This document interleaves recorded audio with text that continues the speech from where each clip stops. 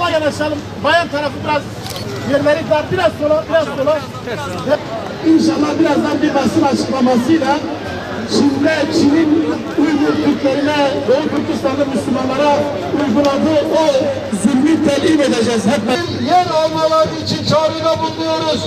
Dünyadaki bütün Müslümanlar ve insan aramızda bulunan bütün kardeşlerimize saygılar sunuyoruz ve camiden çıkan... Şu mikrofonu götürsün.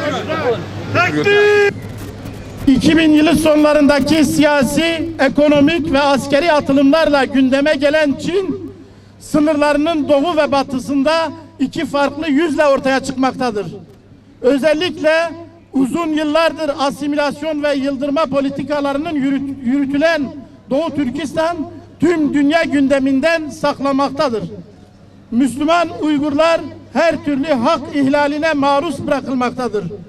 Sincan Uygur Özerk Bölgesi Komünist Parti sekreteri olan Chen Chunkin 2017 Nisan ayından itibaren Doğu Türkistan'daki Uygurları hapishanelere ve zorunlu politik eğitim kamplarına göndermesi ve beyin yıkamaya yönelik uygulamaları Çin için yüz kızartıcı yeni bir fiil anlamına gelmektedir. Çin'in eğitim kampı olarak adlandırdığı toplama kamplarında 1 ile 3 milyon insanın arası Müslümanın bulunduğu tahmin edilmektedir. Tahmin dememizin sebebi bu bölgeye Müslümanların girememesi, hukuk ve insan hakları konusundaki derneklerin giremeyip gerçek rakamları öğrenememesinden kaynaklanmaktadır. Doğu Türkistan'da inşa edilen bu büyük hapishaneler Nazi Almanyası uygulamalarını andırmaktadır. Evlerinden, yurtlarından, eş ve çocuklarından zorla ayrılan insanların sayıları her geçen gün artarken aynı zamanda uygulanan işkence ve zulümler neticesinde yüzlerce insan hayatını kaybetmektedir.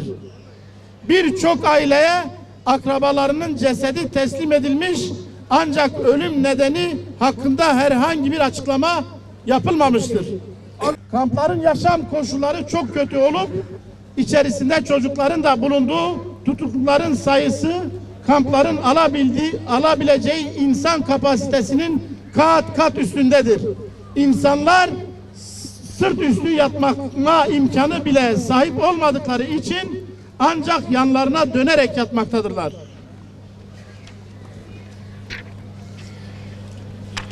Basın metnimiz uzun olduğu için her bölümden kısa bölümler inşallah sizlere paylaşacağız. Basın metnini arkadaşlarla zaten tümünü paylaşacağız. Acil cevap bekleyen sorular. Çin insan haklarına tamamen aykırı bulunan bu kampların neden açma gereği duymamıştır? Kamplar gereği duymuştur? Kamplar nerelere kurulmuştur ve kaç adettir? Buralarda ne kadar kişi tutulmaktadır? Bu insanlar hangi gerekçelerle tutuklanmışlardır? Kampların yaşam koşulları nasıldır? Kamplarda tutuklu bulunanlara günlük olarak neler yapılmaktadır?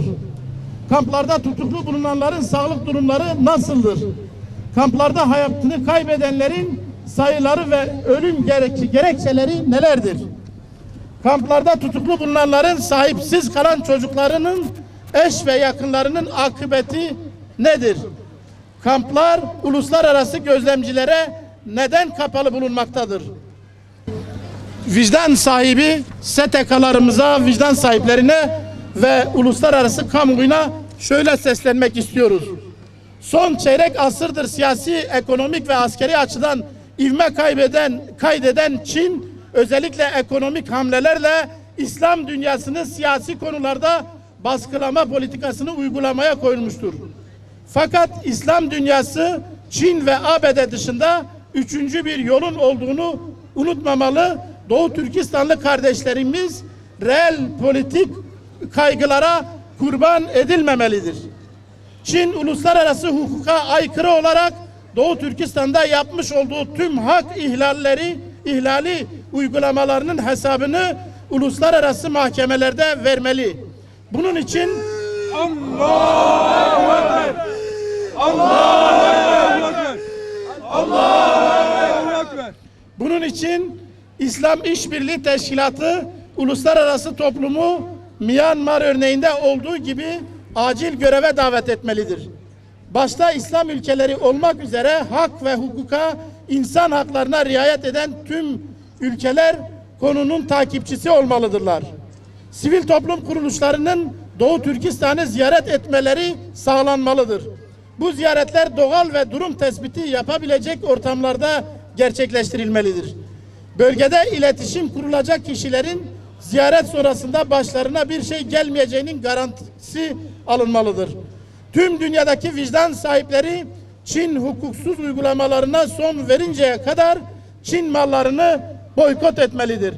Arkadaşlar bunu tekrar okuyorum, çok önemli olduğuna binaen tüm dünyadaki vicdan sahipleri Çin hukuksuz uygulamalarına son verinceye kadar Çin mallarını boykot etmelidir.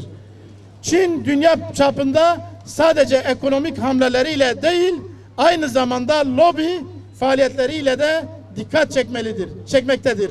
Çin'in kirli lobi faaliyetlerine dikkat etmek gerekmektedir. Çin'in insanlık dışı hukuksuz uygulamaları tüm dünyada yüksek sesle duyurulmalıdır. Allahu Ekber. Allahu Ekber. Allahu Ekber.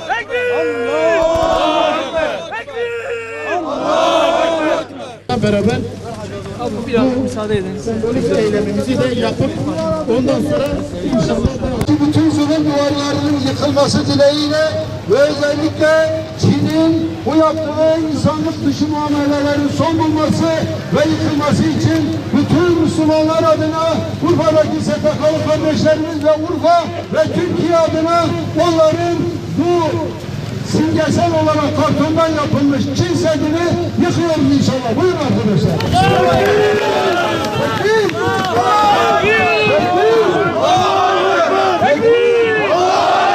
tedbirle getirip bitirmeyelim. Çalışalım. Allah rızası için çalışalım. El birliği verelim.